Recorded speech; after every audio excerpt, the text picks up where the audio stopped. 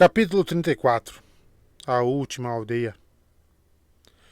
Passava do anoitecer quando chegaram a Carrisford.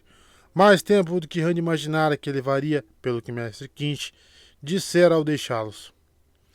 Ficou se perguntando se todo o seu senso de tempo estaria prejudicado. Apenas 3 noites desde Rua Algu de 4 Reis. 2 desde que Pyter os havia surpreendido em mercado de Shihan.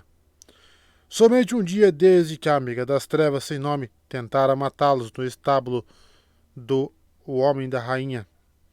Mas mesmo isso parecia ter acontecido havia um ano, ou uma vida inteira. O que quer que estivesse acontecendo ao mesmo tempo, Carrisford parecia normal o bastante, pelo menos na superfície. Casas bonitinhas de tijolos vermelhos cobertas por trepadeiras e alamedas estreitas, exceto pela própria estrada de Kemenin, quieta e aparentemente pacífica. Mas o que há por baixo disso? Hunts perguntou.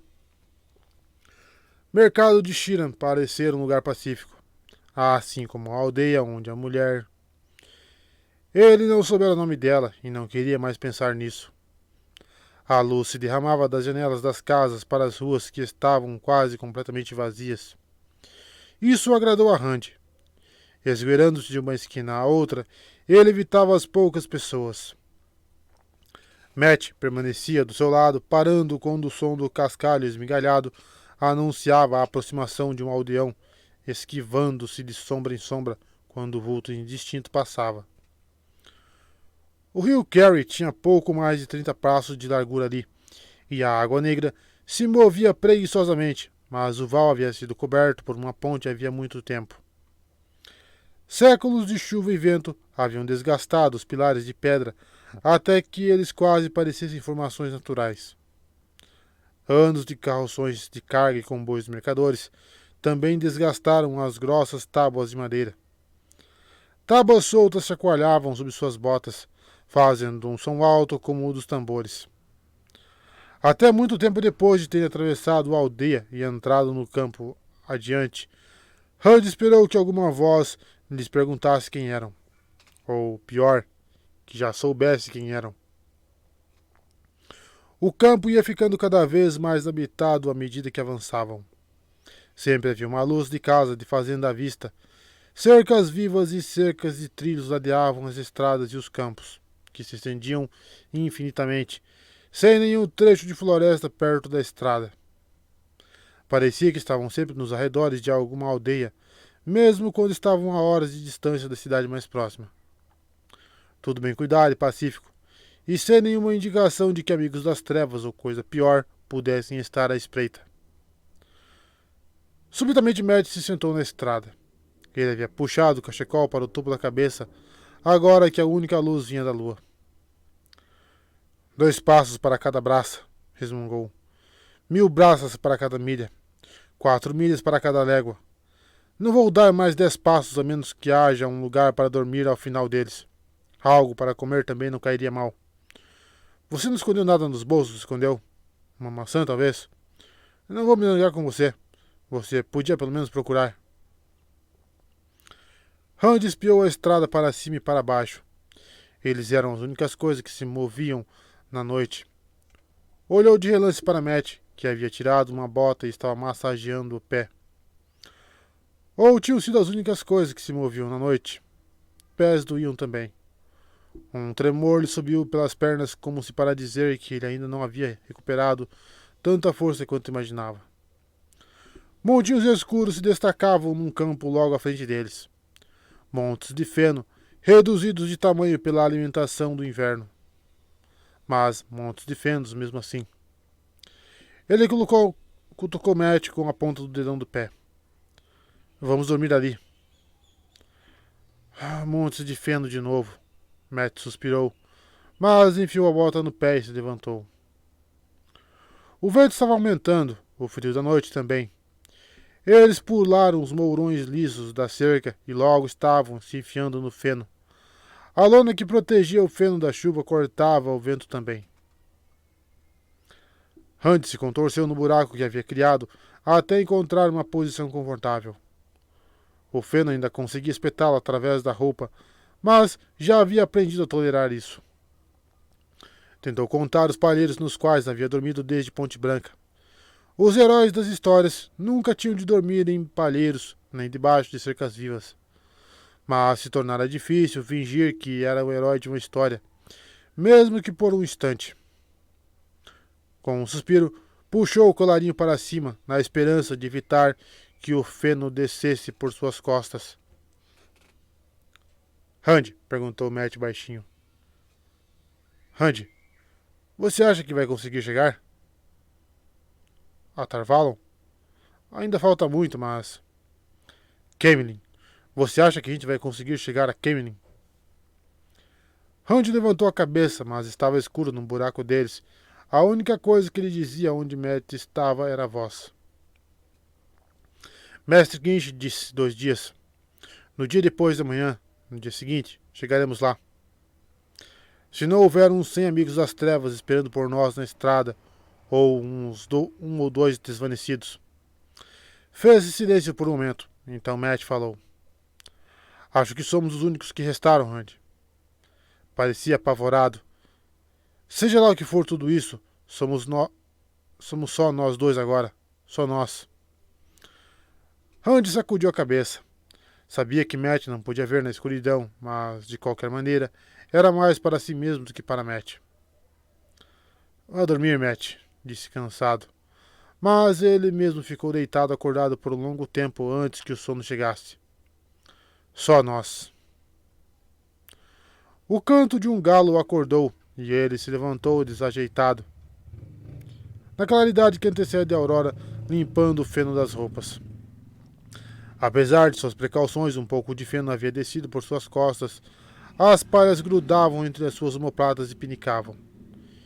Ele tirou o casaco e puxou a camisa para fora das calças para conseguir livrar-se delas. Foi enquanto estava com uma das mãos na nuca e a outra toda retorcida nas costas que se deu conta das pessoas. O sol ainda não havia realmente nascido, mas já um fluxo minguado e constante seguia pela estrada. Pessoas sozinhas e em duplas, andando penosamente na direção de Camelin. Uns com sacolas e bolsas nas costas, outros sem nada a não ser o cajado para andar, se tanto. A maioria eram de rapazes, mas aqui e ali se via uma garota ou alguém mais velho. Todos tinham o aspecto sujo de viagem de quem havia caminhado muito. Uns tinham os olhos voltados para os pés e os ombros caídos de cansaço, mesmo àquela hora. Outros tinham um olhar fixo em algo além da vista à frente, alguma coisa na direção da aurora. Matt rolou para fora do palheiro, coçando-se vigorosamente.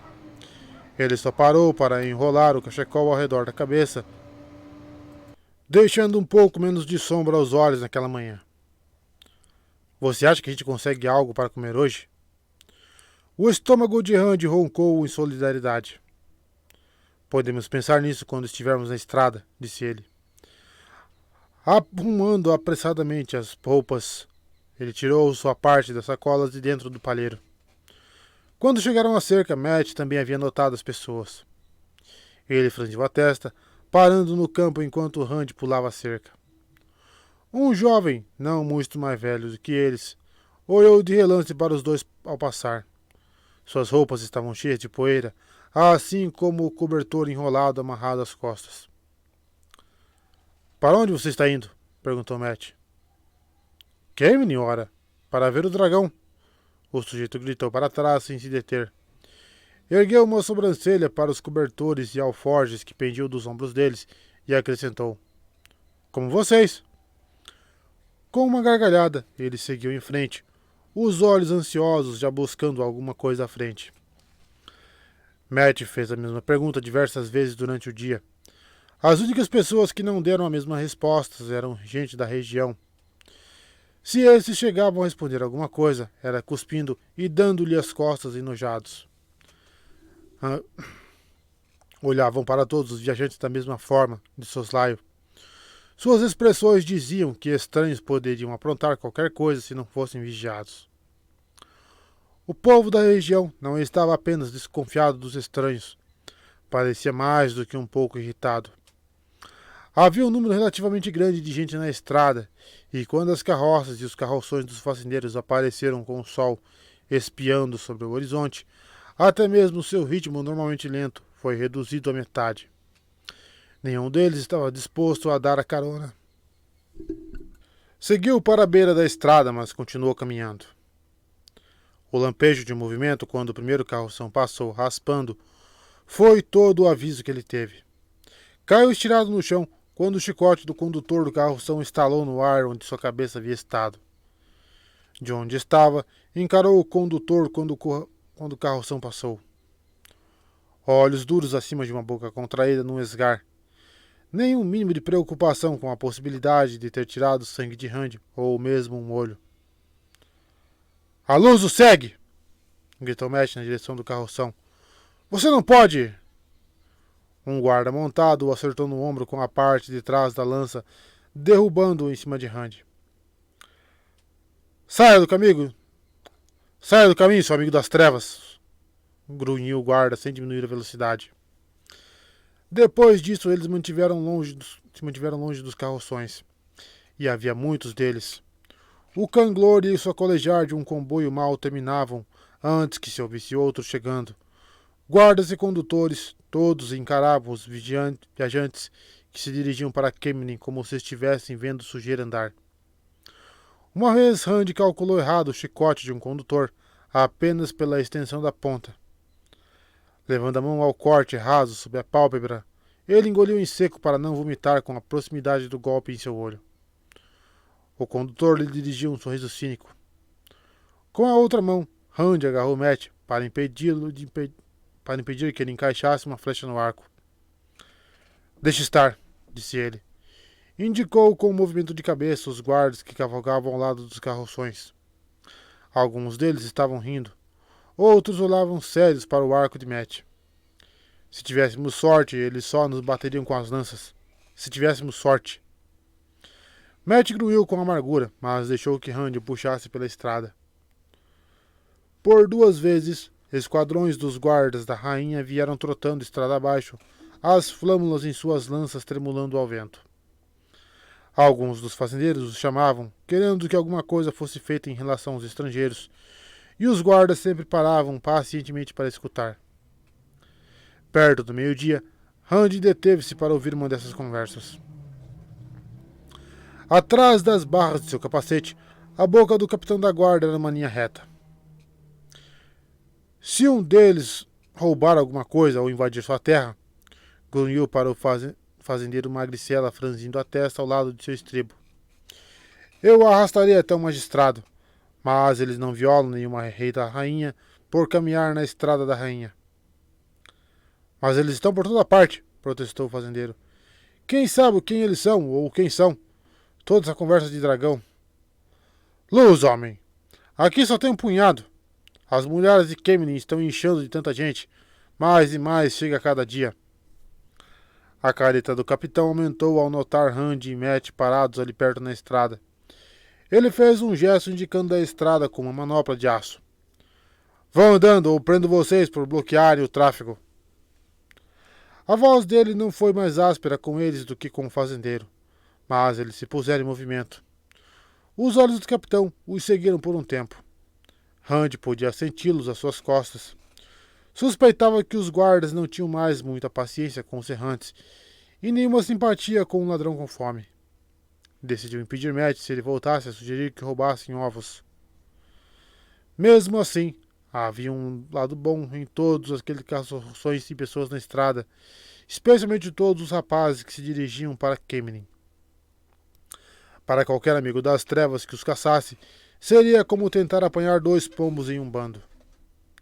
Se o Mirdraal, na noite invernal, não souber exatamente de quem estava atrás, talvez seu companheiro não se saísse melhor ali.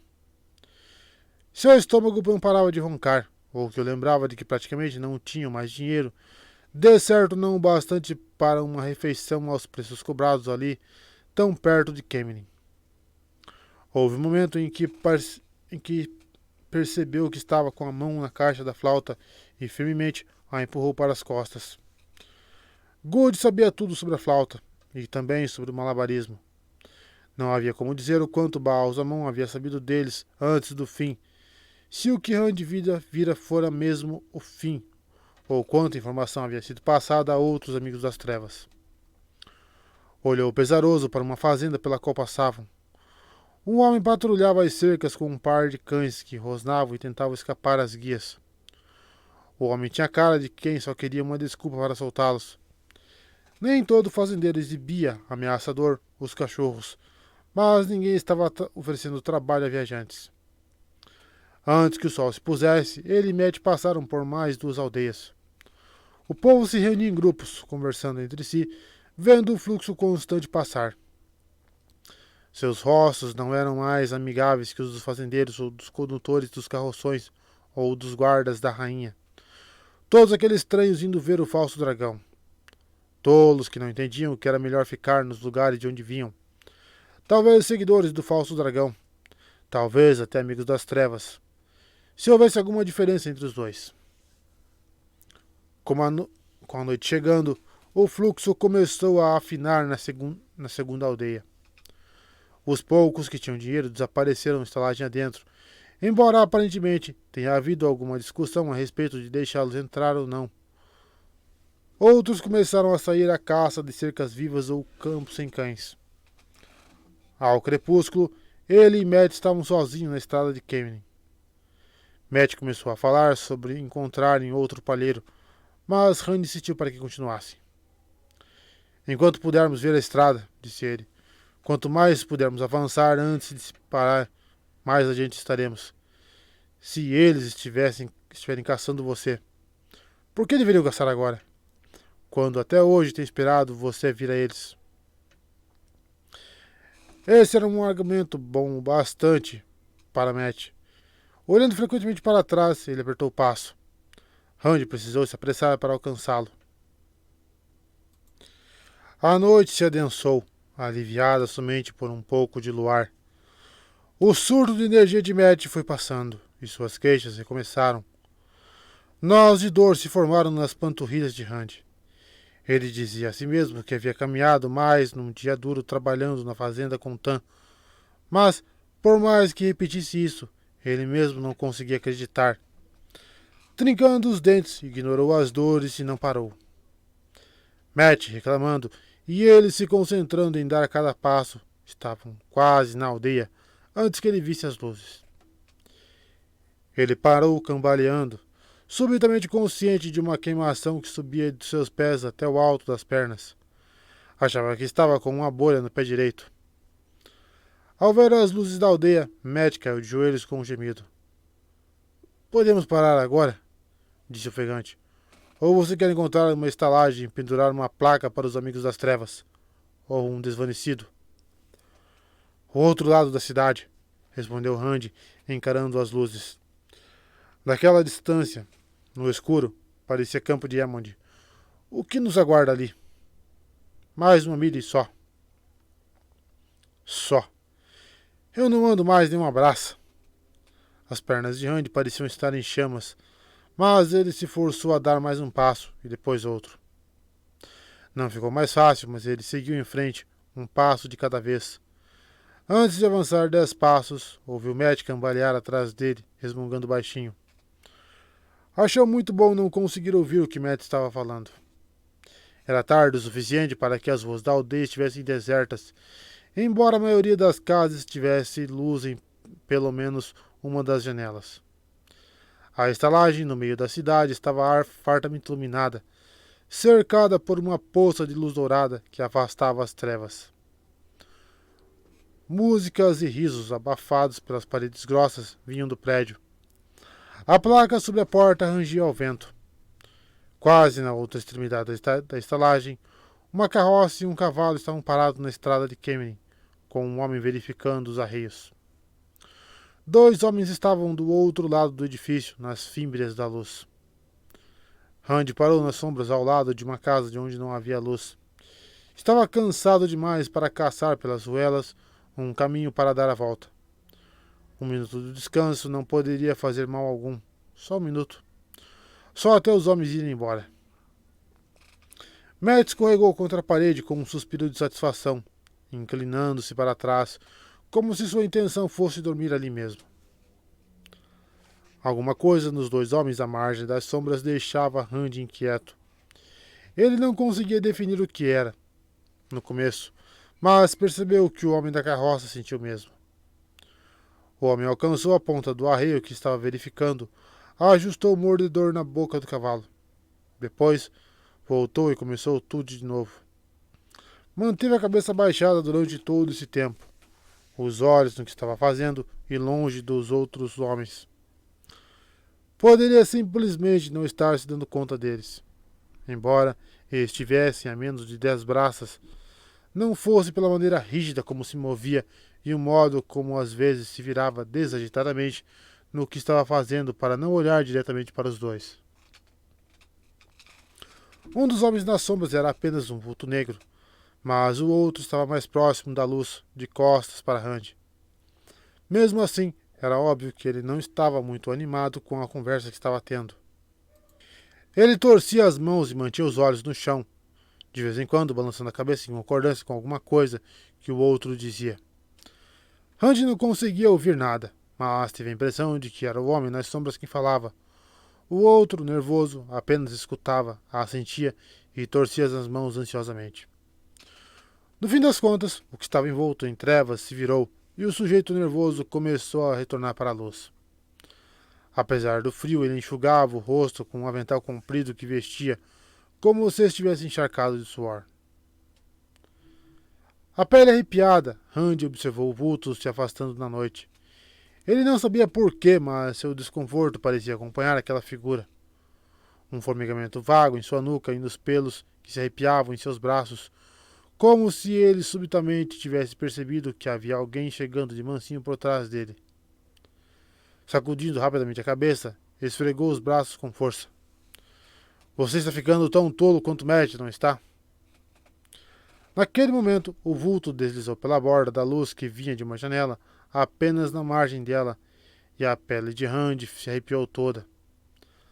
A placa da estalagem fazia cri-cri-cri ao vento, mas o manto negro não se mexia. Desvanecido, sussurrou. Matt se levantou de um pulo como se tivesse ouvido um grito. O quê? Ele tapou a boca de Matt. Baixinho. O vulto se perdera nas trevas. Onde? Já foi embora agora, eu acho. Espero. Ele afastou a mão. O único som que Matt fez foi inspirar profundamente. O homem nervoso estava quase na porta da estalagem. Ele parou e agitou o avental, visivelmente recompondo-se antes de entrar.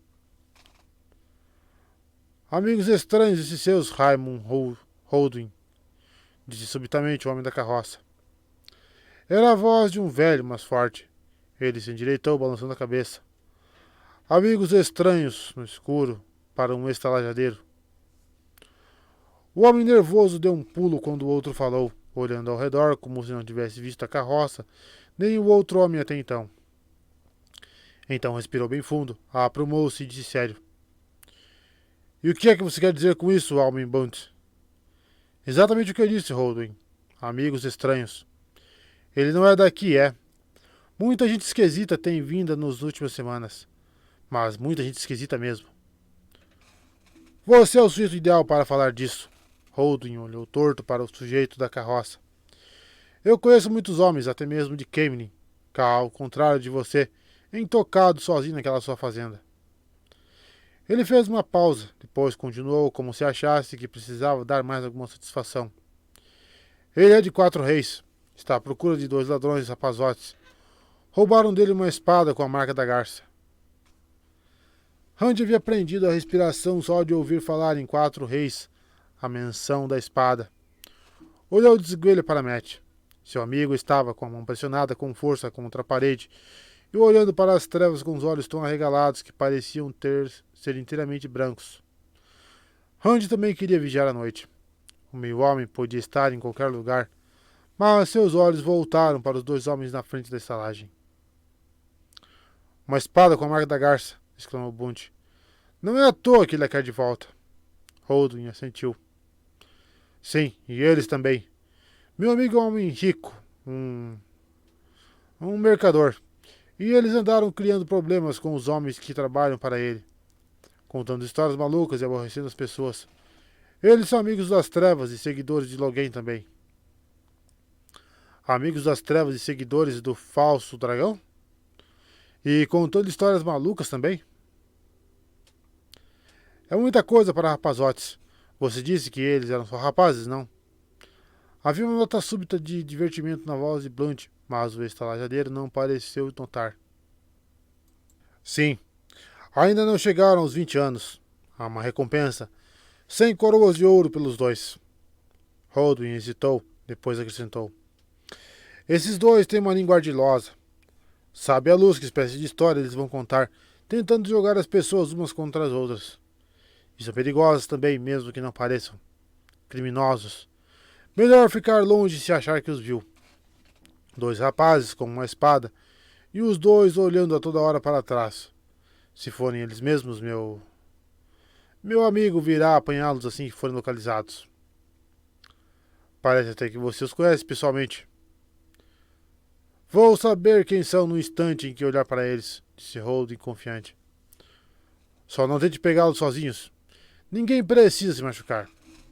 Venha me contar se os vir. Meu amigo cuidará deles. 100 coroas pelos dois, mas ele quer o par. 100 coroas pelos dois, considerou Blunt contemplativo. Quanto por essa espada que ele tanto quer? Subitamente Holding pareceu perceber que o outro estava troçando dele. Não sei por que estou lhe contando isso, retrucou. Você ainda está com a ideia fixa naquele seu plano idiota, pelo que vejo. Não é um plano idiota, respondeu Blunt placidamente. Pode não haver outro falso dragão para eu ver antes de morrer. Que assim seja a luz. E eu estou velho demais para comer a poeira de algum mercador a caminho todo até Kemenin. Vou ter a estrada só para mim e chegarei a Kemenin bem cedinho amanhã. Só para você? A voz do estalajadeiro tremia sinistramente. Nunca se sabe o que pode estar por aí à noite, Almen Blunt. Completamente sozinho na estrada, no escuro. Mesmo que alguém ouça você gritar, não há ninguém que vá abrir a porta para ajudar. Não hoje em dia, Blunt. Nem seu vizinho mais próximo. Nada disso pareceu perturbar o velho fazendeiro. Ele respondeu tão calmamente quanto antes. Se os guardas da rainha não conseguem manter a estrada segura tão perto assim de Kemenin, então nenhum de nós está seguro em nossas próprias casas, nossas próprias camas. Se quer saber a minha opinião, uma coisa que os guardas poderiam fazer para garantir que as estradas estejam seguras seria pôr esse seu amigo atrás das grades, espreitando por aí no escuro com medo de aceitar que as pessoas o vejam. Você não vai me dizer que ele está metido em coisa que não preste? Medo? Exclamou Holding. Seu velho tolo, se você soubesse... Sua boca fechou-se abruptamente, batendo os dentes, e ele se sacudiu todo. Não sei por que perco meu tempo com você. Vá molar outro. Pare de buclear a entrada do meu estabelecimento. A porta da estalagem se fechou atrás dele com um estrondo.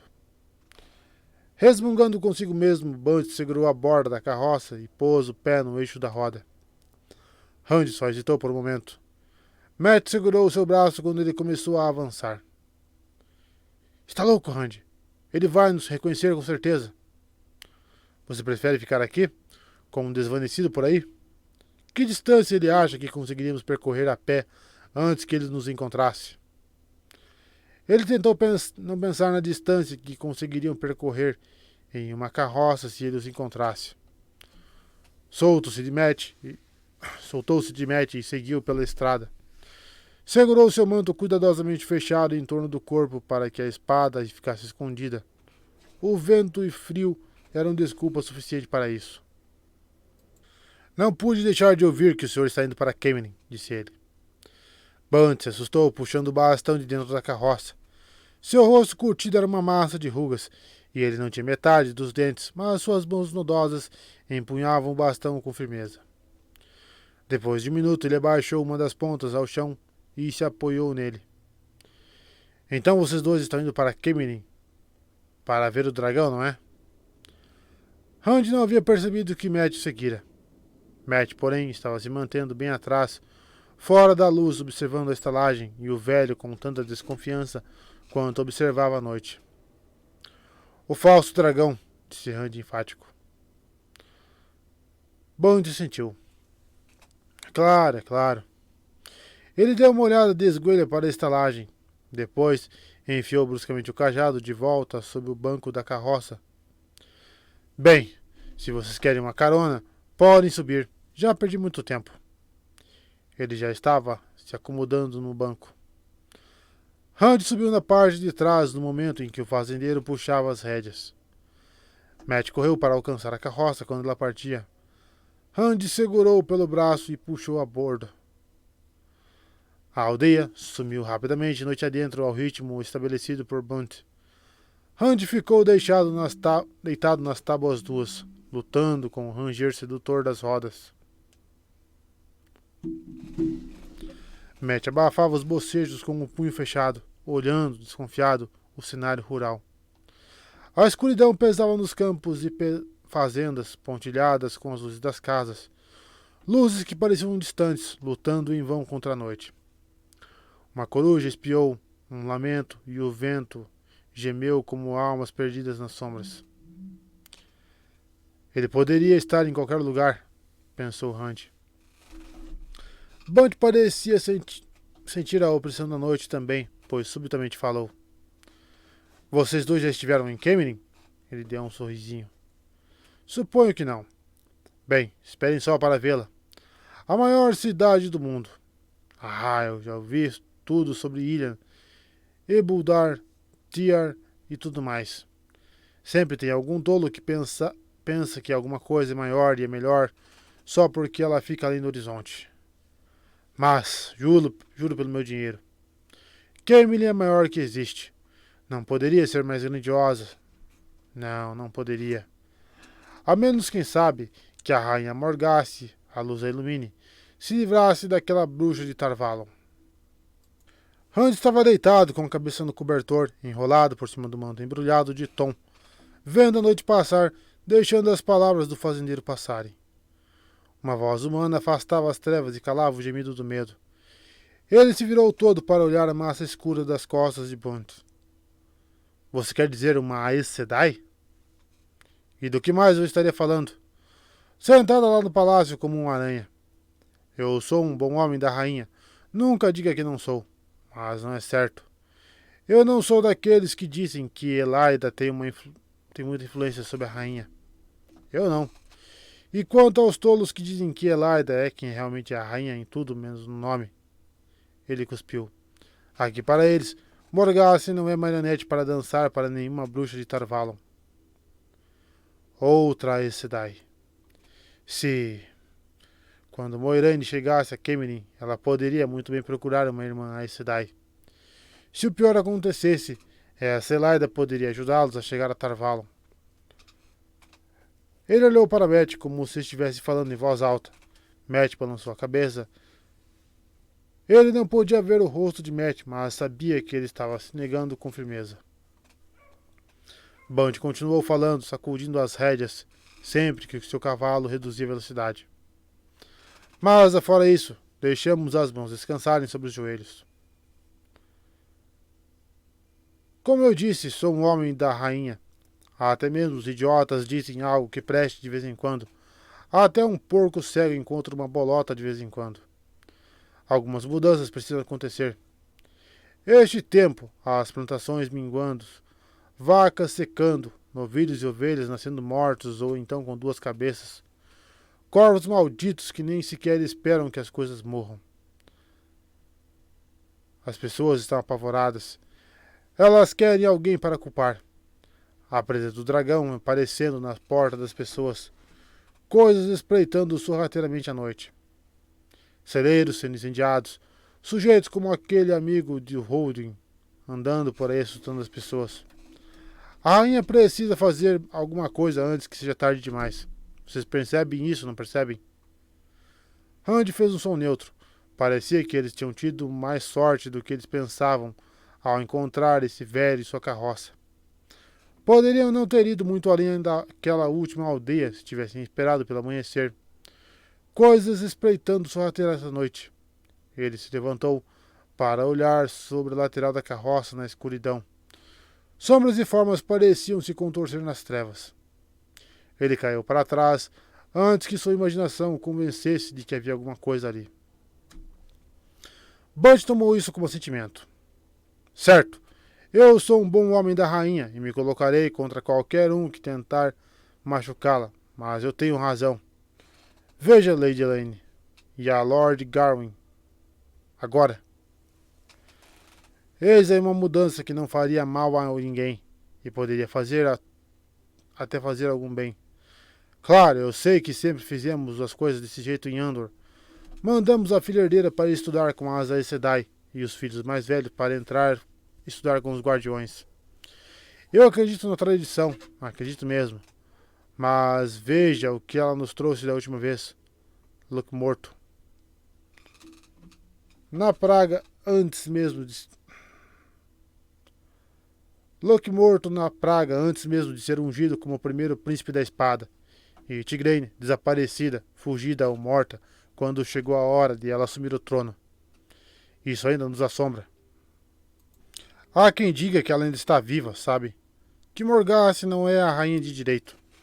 Tolos malditos. Eu me lembro do que aconteceu. Lembro como se fosse ontem. Nenhuma filha herdeira para assumir o trono quando a velha rainha morreu. E todas as casas de Andor tramando e lutando pelo direito. E Taringale da Modred. Não dava nem para imaginar que ele havia perdido a esposa. Ele louco para saber que casa venceria, para que pudesse se casar novamente e se tornar príncipe consorte afinal. Bem, ele conseguiu, embora imaginar por que Morgase escolheu. Nenhum homem conhece a mente de uma mulher, e uma rainha é 2 vezes mulher, casada com um homem e casada com a terra. De qualquer maneira, ele conseguiu o que queria, mesmo que não do jeito que queria. Trouxe Cair Rien para a trama antes de acabar, e você sabe como isso terminou. A árvore derrubada e a Aiel de véus negros vindo de além da muralha do dragão. Morto depois de se tornar pai de Elaine e Gawain. Então as coisas tiveram um fim, suponho. Mas por que mandá-los a Tar-Valon? Está na hora de os homens não mais juntarem ao trono de Andor e as Aes Sedai no mesmo pensamento. Se eles tiverem de ir a algum outro lugar para aprender o que precisam, bem. Ilhan tem bibliotecas tão boas quanto as de Tar-Valon, e elas ensinarão a Lady Elaine tanto sobre governar e fazer intrigas quanto as bruxas. Ninguém sabe mais intriga do que o povo de Ilhan. E se os guardas não puderem ensinar a Lord Gawain o suficiente sobre ser um soldado, bem, existem soldados em Ilhan também. E em Shianar, e Tiar também. Eu sou um bom homem da rainha, mas digo que devemos encerrar todo esse imbróglio com Tar-Valon. 3.000 anos é tempo suficiente. Tempo demais. A rainha Morgase pode nos liderar e ajeitar as coisas sem a ajuda da Torre Branca. Eu lhes digo, eis ali uma mulher que deixa um homem orgulhoso de se ajoelhar perante a ela para ser abençoado. Ora, uma vez... Rand lutava contra o sono pelo qual seu corpo gritava, mas o rangido ritmado e o balanço da carroça o ninaram, e ele começou a flutuar ao som monocórdio da voz de Blunt. Sonhou com Tan. No começo, eles estavam à grande mesa de carvalho na casa de fazenda, tomando chá, enquanto Tan lhe contava sobre os príncipes consortes e filhas herdeiras e a muralha do dragão, e homens Aiel de véus negros. A espada com a marca da garça jazia na mesa entre eles. Nenhum dos dois olhava para ela. Subitamente ele estava na floresta do oeste, puxando a liteira improvisada pela noite enluarada. Quando olhou para trás, era Tom quem estava na liteira, não seu pai, sentado de pernas cruzadas e fazendo malabarismos à luz do luar. A rainha é casada com a terra, disse Tom enquanto bolas coloridas brilhantes dançavam em um círculo. Mas o dragão é um com a terra, e a terra é uma com o dragão. Mais adiante, Rand viu um desvanecido vindo, o manto negro imperturbável pelo vento, o cavalo caminhando silencioso como um fantasma entre as árvores. 2 cabeças cortadas pendiam do alforje do Mirdraal, pingando sangue e corriam filetes mais escuros pelo ombro negro como carvão de sua montaria. Lã e Moiraine, rostos distorcidos em esgares de dor. O desvanecido puxava um punhado de cabrestos enquanto cavalgava. Cada cabresto seguia até os punhos amarrados de um daqueles que corria atrás dos cascos silenciosos e os rostos lívidos de desespero. Mat e Perrin e Egwene. Ela não! Gritou Hunt. Que a luz o exploda! Sou eu que você quer, não ela! O meio-homem fez um gesto e chamas consumiram a Egwene, a carne ardendo até virar cinzas, ossos enegrecendo e se esfarelando. O dragão é um com a terra, dizia Tom, ainda fazendo malabarismos despreocupadamente. E a terra é uma com o dragão. Hunt gritou e abriu os olhos. A carroça rangia pela estrada de Kemen, repleta da noite, e da doçura do feno havia muito desaparecido e do leve cheiro de cavalo.